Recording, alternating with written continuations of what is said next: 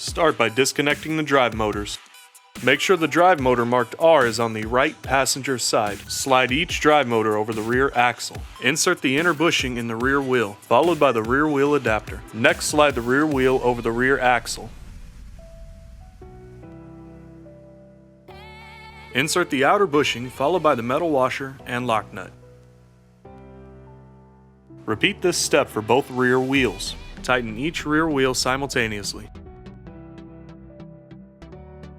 For the front wheels, start by sliding the drive motor off of the axle. Remove only one of the bushings behind the front drive motor. Slide the drive motor back onto the front axle.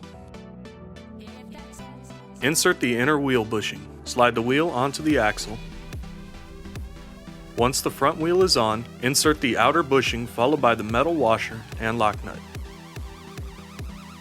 Repeat this step for the opposing side. Flip the vehicle back over and reconnect the drive motors. Once the rear drive motors are reconnected, power the vehicle on to test that the wheels are rotating in the proper direction. Remove the pre-installed steering wheel nut and bolt.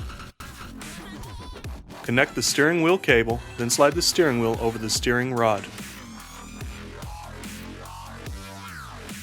Once the steering wheel is in place, reinstall the provided nut and bolt. Slide the seat into place and secure with the provided Phillips screws.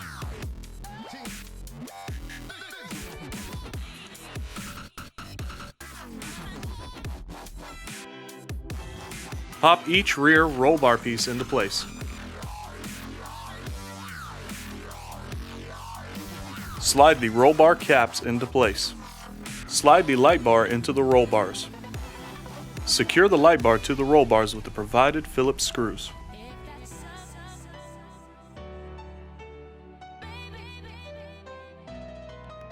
Slide the windshield into place. Slide the tire case into place. The mirrors will also snap into place.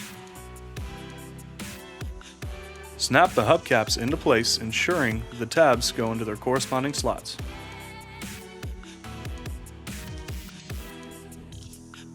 Thank you for watching.